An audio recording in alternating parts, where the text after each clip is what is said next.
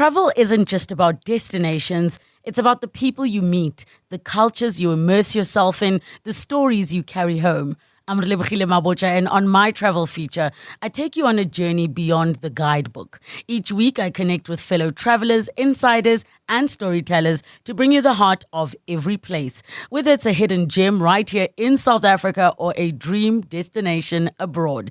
Join me as we travel through conversations, memories, and inspiration. Listen wherever you get your podcasts. We're staying in the world of theatre and staying with big milestones in our travel and tourism segment today. From the 90th birthday celebrations of the Cape Town City Ballet, we say a happy 75th birthday to an absolute Cape Town institution of another kind, the Labia Theatre. It's the oldest independent art house cinema in the country. It is officially 75 this month. Its owner, Ludi Kraus, hasn't been there for the whole time, but it's great to have him with us in the studio today. Ludi, welcome. Thank you, Pippa. Thank you for inviting me. It's such a pleasure. Already some memories coming in from listeners. One of our listeners saying, I knew some of the Labia's projectionists back in the day, and they all had a huge fondness for the old celluloid 35mm movies. They told me the clatter of the projector, the reel changeovers, the rewinding of the movie reels, the repair of broken sprockets using the splicing machine, all of that are sorely missed. But as the saying, the show must go on. The show started in May of 1949. And Ludi, let's start with a bit of the history. The Labia is called the Labia because of its ties to Italian royalty, not so? Correct. In fact, the Labia Theatre was opened on the 16th of May, 1949, hence this Thursday, the 16th, by Princess Labia, who was married to Italian aristocracy. She was actually South African, but married to an Italian aristocrat. Okay.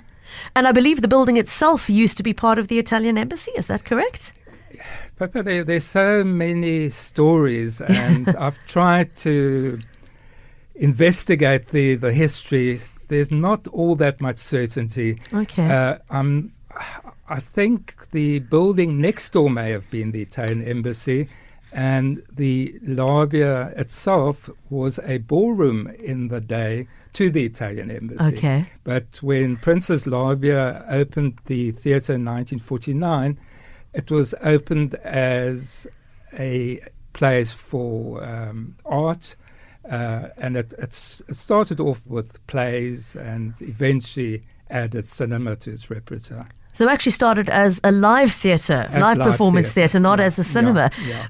Roughly what sort of timeline, at what point did the first cinema screens go up? Do you know? I believe in about 1975, the art cinema screening on the alternate sort of circuit. Yeah. I started in 1989, and at that time it was still a dual venue. There was theatre, live theatre, and cinema, but neither really worked very well. They weren't compatible from a presentation point of view. Okay. So when I started, I said to myself, I had to make a decision. It was fairly obvious for me. I was always interested in film. Mm-hmm. I don't know that much about theatre. I'm not sure how much I know about cinema. But from 89, we went the cinema route. Okay. And it's been cinema ever since. We've had the odd music show or so, but it's mainly cinema. And not just any cinema, Ludi. I mean, yes, you do get some of the big screen production showing at the Labia. You can go and enjoy a sort of a mainstream movie, but it's known for the quirky films, the arty films, the festivals, the documentaries, things you don't get to see on the mainstream circuit. Has that always been part of the ethos? Were you very deliberate in creating it like that? My interest has always been the so-called art film. Mm-hmm. With time, it's watered down somewhat. I'm not quite sure, but since COVID, I think in particular the taste for art films seems to have dwindled somewhat. So we now concentrate and have for some time on what we call quality entertainment. Okay. Films with artistic merit, but films that can also sell tickets and keep the lights on. So we do concentrate on quality. The distributors often accuse us of being cherry pickers. And we are cherry pickers. It's the best of circuit. And then independent films that we bring in. We also got the art ballet and opera. So we do concentrate on upmarket cinema. I suppose that's what we are now, upmarket cinema. An upmarket cinema. I'd love to hear from listeners who enjoy that upmarket cinema. I've already heard, my goodness, we've had a call from Gladys, who is 93 years old and used to work as an usherette when it was still a live performance theatre. She says she was saving money up for her trousseau. Wow, Gladys, what a memory. Thank you so much for sharing that with us. I would have loved to talk to you longer about that particular memory, but there we go, back to the very early days as a live performance theatre. When I first discovered the Labia when I moved to Cape Town, Ludi, the finest thing about it for me was that you could have a gin and tonic beforehand and take it in with you, or a glass of wine if you wanted to. It was a lot more sort of relaxed in terms of your ability to sink back into the seats and enjoy the film. Have you also worked very hard to create that sort of space, that it's not your typical grab a slush puppy and popcorn kind of venue? Yeah, that's all very typical and definite. We try to create sort of an old world atmosphere. It's rewarding that even the young people now do come to the Labia. Yes. And they too have grown tired of the white tiles and chrome and do prefer the sort of old world atmosphere. So the atmosphere, the history, that's all very important to us. And wherever there was history, we've kept it alive. We've kept the seats in the main cinema since 1949. Okay, we have upholstered them a few times. In fact, we re-upholstered them recently. Yeah. In fact, we redid all our seats recently. So, but as time has gone by, we've obviously made a lot of improvements. In 1949, there was only the one venue, which is now Screen 1. We added the upstairs rehearsal room. That became Screen 2. We added a double-story garage. That became Screen 3. And we turned the backstage area, once we decided not to do theatre anymore, into Screen 4. So we've got 4 cinemas. A few years ago, Beata joined us, and we added the outside garden terrace. So, yes, I was joking with one of the technicians for one of the major cinema companies, and I said, the difference between you guys and us is you have Dolby Atmos, we've got atmosphere. And I think that sums it up. That sums it up. So we concentrate very much on creating the right atmosphere and showing quality films.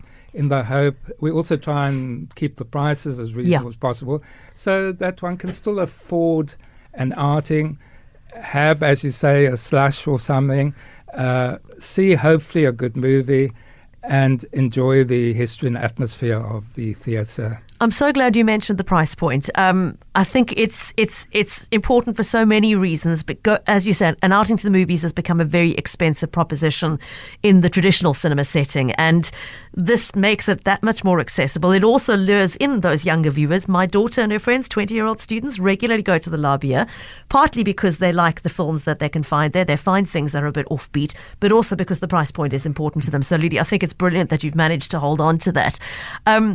I'd love to hear from more of our listeners who have memories of the Labia, some of them coming through already.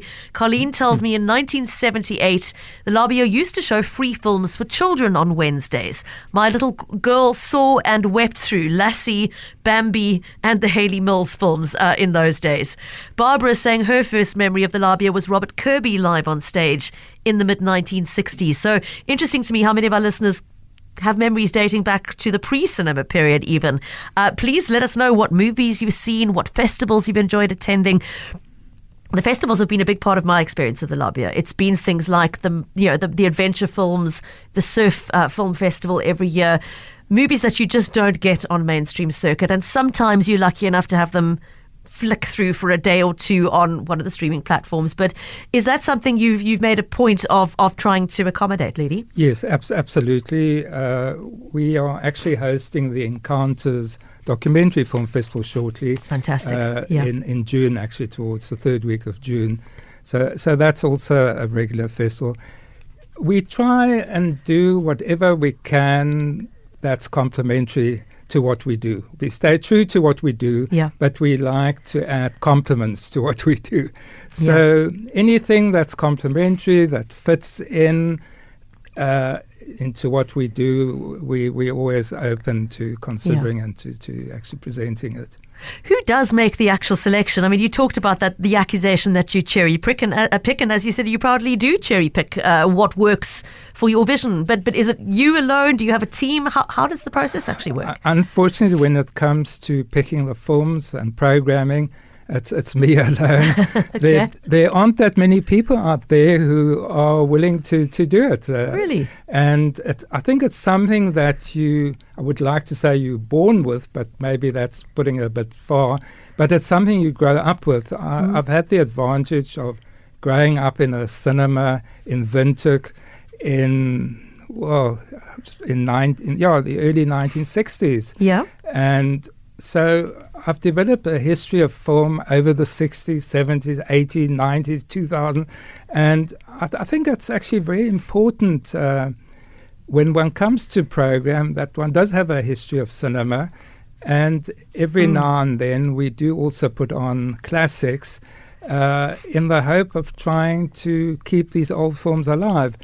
I don't know if I can mention the 75th... I'd love you to tell us about the program of classics. Before we do that, though, Ludi, I see we have a listener on the line. Sure. I'm going to ask you to pop on the headphones so that you can clearly hear what Alex has to share with us. Alex, good afternoon. Hi, good afternoon. Yeah, in 1966, there was a screening of the Soccer World Cup final between England and Germany. It was like a week later. Yeah? At least we got to see it. At least you got to see it, and you knew England wasn't going to win anyway, right? Or is that the one they actually did win, Alex? They win there. 1966. And tell me, even though you knew what the result was, what was it like to have the experience of watching that game on a big screen? Yeah, it was great. I mean, it was packed. I mean, mainly soccer players and fans, but I mean, in those days it was good. Okay. It was great. And do you ever go back to the Labia these days? I've been back a couple of times to see some movies, but not lately. Well, hopefully the program we're about to tell you about might lure you back again. Alex, thank you so much for that call. I wonder if anybody else remembers being in the audience that night to watch the 1966 Soccer World Cup final. Somebody else messaged to say, my dad told me he saw both Barry Wronger and Richard E. Grant a few times there watching movies. Absolutely can picture Barry Wronger must have been in his element at that cinema. Richard E. Grant, is that true? Did he visit? We've had lots of well-known people. I'm just trying to think. John Cleese springs to mind. Actually, a good story about John Cleese. I remember I was at the Labia, I was standing in the foyer, and I saw John Cleese walk in. He was staying at the Mount Nelson at the time. Yeah. He took one of our programs and he said to his partner, look, they're showing one of my films, referring to Monty Python. And that evening, I actually was selling the tickets. I walked into the cash box and I saw a little crumbled note with a 20 Rand note inside saying, I came earlier, you weren't open. Please, can you keep me 2 tickets for the 8 o'clock show? John Cleese. Wow. Asherette was a huge fan of John Cleese, and she got him to sign an autograph, which he signed with Love and Fishes. Oh, fantastic. I love it when you get stories of celebrities who are really lovely to the fans who interact with them like that. So the celebrities are one thing. The people have been part of the Labia story, though. Ludi, and I know a lot of people, when they talk about the Labia, their memories are linked to a particular person in the ticket booth or a particular usher who always looked after that. I mean, I know it's hard to pick out individuals, but are there any you'd like to mention? Well, that's correct. In fact, most of the staff have been there for a very long time. Their staff have been there longer than I have. Yeah. Sadly, over the last few years, we've lost a lot of our staff. And we used to joke of the Labia as an old age home. But now, sadly, it's become a hospital and beyond. So we've unfortunately lost a lot of our staff. But yes, the staff are... We work as a family. So we refer to ourselves as the Labia family. Mm-hmm. And the staff are very, very important, not only to management, but also to patrons. And as I say, some of them, most of them actually have been there for a very long time. A very important part. And I have to thank them. I have to thank the staff, and I have to thank our patrons for keeping the Labia alive. I couldn't just program my own and keep the cinema going. It's the patrons, it's the staff, it's everything coming together which is so important in the Labia being what it is and what it has been. Ludi, I've got a memory of talking to you in the midst of COVID lockdown when all theatres were closed and you had to really scramble to find a way to keep this business alive. And you did it by turning to video on demand streaming. Yes. Just to tide you through those months you couldn't open. Is that something you've kept going since or allowed to fall away? Or No, we have kept going. We most probably should be doing more, Okay. but it is still in existence. www.labiahomescreen.co. So we still have kept it alive, and we still hope to keep it alive. I think that's something that's complementary to what we do. And for those people who can't come in and who want to watch at home, It's an option. we can't Yeah. put every title on it, but we have a selection of films on our home screen. We really want, though, CapeTalk listeners to come and support the birthday celebrations, which kick off on Thursday. And you've put together a program of some absolute classic films. Won't you tell us what's lined up? Okay, so starting on Thursday actually being our actual birthday, the 16th of May, we opened 1949, now it's 75 years later. So we rolled out the red carpet then. In 1949, it was vital to roll out a carpet because you had to wade through sand to get through the front door. So now, not only did we tar it since, and now we've tiled it since, so that's not an issue, but we are going to roll out the red carpet. Okay. We've been very fortunate in acquiring an advanced screening to actually be a premiere of Richard Linklater's latest film called Hitman, which is sort of an adult noir comedy with Glenn Powell, who's become very popular. He was in Anyone But You, although this is a slightly different film. So Hitman will open the celebrations, the anniversary celebrations, on Thursday at 8:30 p.m. Tickets can be got through web tickets. We will also include with the admission a welcome drink and some snacks, and we'd love to see and meet all our patrons and really hope that our patrons can support us. And I'm hoping that the film that we've chosen will appeal both to young and old. So that's our opening film. We doing a tribute also to Ennio Morricone. Oh, the composer. He's the famous film composer of over 600 films. Now, he died recently, That's right. and we thought it would be very fitting. And what is really nostalgic is that one of the films that defines the Labia is Cinema Paradiso. Okay. And that was directed by Giuseppe Tornatore, who actually came out for a retrospective in the 90s. Wow. And he was at the Labia. So unfortunately, I couldn't get Cinema Paradiso. There were no more rights for South Africa. But I got a documentary that Tornatore directed a year or two ago about Ennio Morricone. The documentary is called Ennio, and that will show twice, once on Saturday and then the next Sunday. Once again, tickets are available on web tickets. Okay. And to add to the Ennio Morricone tribute, I've chosen two films, one being Once Upon a Time in America. We're showing the 4-hour version, so there will be an intermission.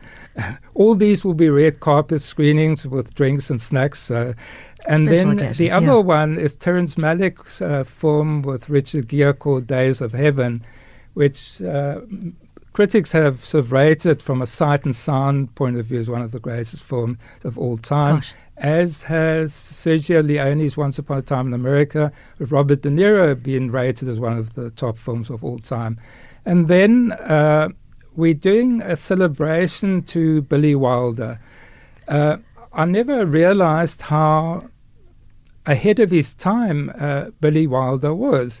I mean, virtually every one of his films won Oscars, is listed as one of the best films of all time. And I've made a selection, Sunset Boulevard, which I don't know if it's ever shown in Cape Town. I haven't seen it. I've never seen the movie, so that's amazing. I have, though, seen Some Like It Hot, which is just an absolute classic. Yes. And you've got The Apartment in the mix. So that's correct. a real treat as part of the Billy Wilder collection.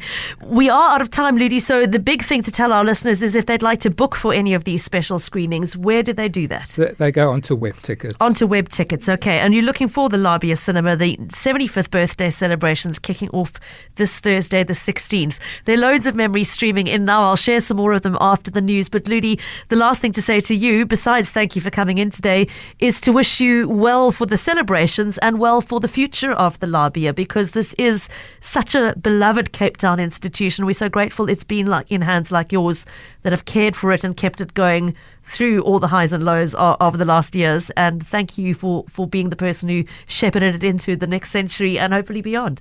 Thank you so much, Pippa. I really appreciate your kind words and the invitation. It's such an honor to be here. Ludi Kraus, the owner of the Labia Cinema. Travel isn't just about destinations. It's about the people you meet, the cultures you immerse yourself in, the stories you carry home. I'm Labia Theatre, and on my travel feature, I take you on a journey beyond the guidebook. Each week, I connect with fellow travelers, insiders, and storytellers to bring you the heart of every place. Whether it's a hidden gem right here in South Africa or a dream destination abroad. Join me as we travel through conversations, memories, and inspiration. Listen wherever you get your podcasts.